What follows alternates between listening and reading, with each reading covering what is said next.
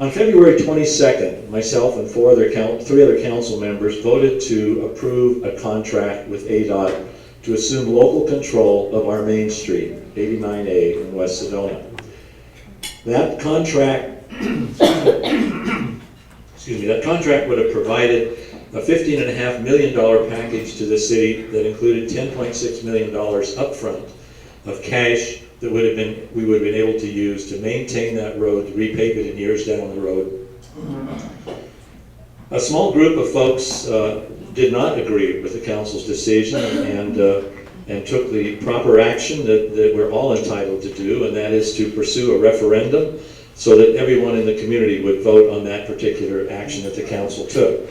That referendum endeavor was successful, and so I think most of you are aware that on November 8th, we will have a referendum election in Sedona to decide whether or not to support the council's decision to work with ADOT to transfer ownership and local control of 89A to the city, or not to do that.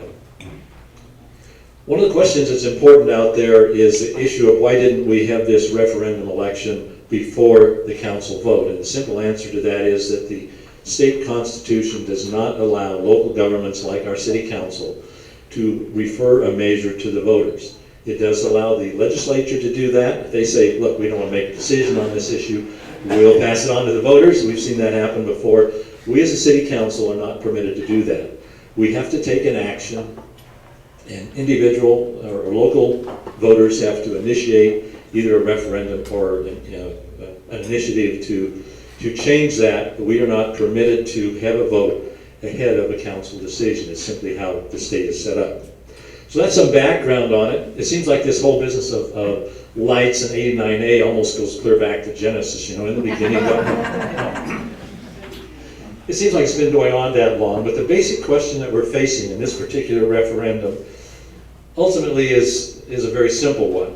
And that is a question of whether we will have local control of our main street with the city owning and operating and maintaining West 89A, and all of the community being involved in deciding how we want that road to feel, to function, to look like, to operate, or whether ADOT will continue to own the road and dictate to us how it will look and feel, and in the process install 108 street lights between Dry Creek Road and Airport Road. That's really the fundamental question that's out there in front of us, and that's really what we're voting on. But there are a lot of issues that go on each side of that particular, a lot of consequences for each one of those kinds of things, and we'll try to touch on some of those very briefly this morning. But just in summarizing this sort of opening part before we get to the question and answer part, I do want to touch just a few very critical points. First of all, one of the points that's very important is that yes, we can afford to own our own Main Street. With the participation from ADOT and the kind of something similar to the kind of funding package we were talking about before, with the $3 million that will accrue to the city annually over the next, starting in about, that will ramp up to $3 million a year over the next 8 years, we will take, as we make the sewer system more self-sustaining, we will take in that amount of money, and in 16 years when our sewer bonds are paid off, we will bring another $6 million back into the general fund that currently now is going to pay city debt. So just very briefly, there is a plan and there is money out there that will allow us to own and control our own Main Street. The second point is that we can manage the road. The city now owns and manages and takes care of about 106 miles of city streets and roads within our city. We have the means and the capacity to manage our own road. The third point is that we can have 24-hour safety, and we can have what's called complete streets.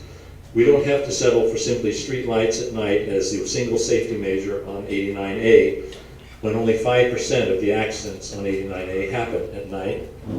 And we can have a road that's designed not just for automobiles, but designed for you and I and for bicyclists and others too. It can become an urban boulevard, not what looks like sort of a 747 landing strip out there right now. We did try to land an airplane on that road not too long ago, but it's part of the movie, by the way, but they finally squelched doing that. And finally, we can own our road either by choice and by negotiation or by force from ADOT as their process for giving it back to us if they choose to do that. So with that, I think we want to get into the question and answers that they have got here.